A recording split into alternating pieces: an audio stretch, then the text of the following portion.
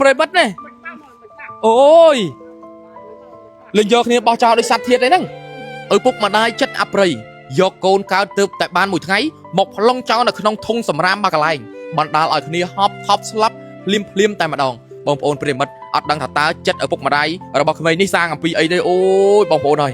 ដៃជើងឲ្យសខ្ចីរវក់ហើយយកគ្នាមកចោលអញ្ចឹងប្រិមិត្តបាទនេះតាមក្មេងស្រីលពូស្រីហ៎ពុទ្ធោគេគ្រប់គ្នាគេបន់ឲ្យតែមានកូនខ្លះមិនមានទៅទៀតខ្លះហ្នឹងក៏ចង់បានកូនទៅចិញ្ចឹមហ្នឹងក៏រកមិនបានទៅទៀតហើយចុះមិនដេចក៏ឪពុកម្ដាយចោលមកទៀតហ្នឹងក៏ដេរថៃម្លេះកូនកើតទៅតែបានមួយថ្ងៃហើយកូនល្អទៀតហើយយកគ្នាមកចោលបែបហ្នឹងបងប្អូនប្រិមិត្តអើយលោកឲ្យលោកមុននឹងគ្នាស្លាប់មិនដឹងថាតើគ្នាបបាក់យ៉ាងម៉េចទៅបងប្អូនអើយបើស្អុយក៏គ្រប់នៅក្នុងធុងសម្រាមនេះបើចិត្តខ្ញុំវិញបើជាម្ដាយបើយើងអត់មានសភាពចិញ្ចឹមទេយើងមានរោគកុមារកំព្រាមានរោគសុខភាព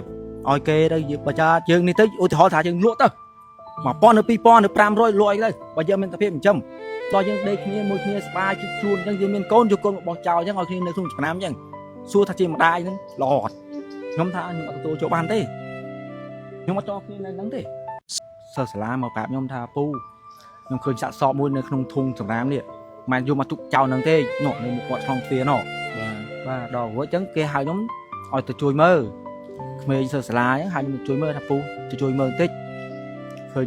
ក្មេងអីឃើញអីក្នុងនឹងធុង5ហ្នឹងដល់មើលទៅគ្នាផុតអីយើងមានអីជួយបើគ្នាអាតងផ្សិតនឹងអារូមហ្នឹងជុំវិញអស់ទៅហ្នឹងនិយាយចំទៅប្រហែលកាត់យុគមិញហ្នឹងចឹងសពហ្នឹងទឹមគេយកមកដាក់ទេទៅដាក់ពេលម៉ោង10ម៉ោងមិន10អូបាទពូបាទឥឡូវនេះយើងកំពុងតែត្រៀមនៅក្នុងការបូជាពូណាចាំតែមេជាមកដែរបាទយើងបូជាម៉ោងប្រហែលមេចាំមើលមេមកជាគាត់ថាបូជាម៉ោងប៉ុន្មានបូជាម៉ោងខ្ញុំផ្ដាំទៅហើយខ្ញុំថាបើយើងបង្កើតគ្នាមកហើយឲ្យគ្នាមានពលឺទៅកុំយកមកទៅបោះចោលក្នុងស៊ុំ5អញ្ចឹងខ្វះទេអ្នកចំអ្នកថែអ្នកខ្លាមានកូនហ្នឹងគេចង់បានកូនណាតើយើងមានកូនទេយើងកូនមួយយើងចិញ្ចឹមកើតម្ដាយម្នាក់ចិញ្ចឹមកូនដល់10នាក់ហ្នឹងហើយយើងកូនមកក្រោយយើងចិញ្ចឹមមកកើតហើយយើងស្បាយយើងភ្លេចខ្លួនមុនយើងហ្នឹងហើយយើងយកកូនមកបោះចោលទៅក្នុងស៊ុំ5សួរថាយើងបើយើងនៅក្នុងស៊ុំ5ស្អុយប៉ុណ្ណាសូម្បីតែគ្នានៅក្នុងស៊ុំ5នេះគ្នាមុនងាប់នេះគ្នាវេទនាបាក់ចិត្តណាហើយគ្នាតែទៅឲ្យគ្នាចាប់ជាតិឯណាទៀតបងប្អូនឥឡូវនេះឃើញថារៀបចំដាក់ដុតភ្លើងដើម្បីធ្វើការបូជាទៅលើសពទារុនេះហើយដោយខ្ញុំសូមឲ្យបងប្អូនជាតិក្រោយកុំឲ្យអភ័ព្វដូចជាតិនេះបងប្អូនណា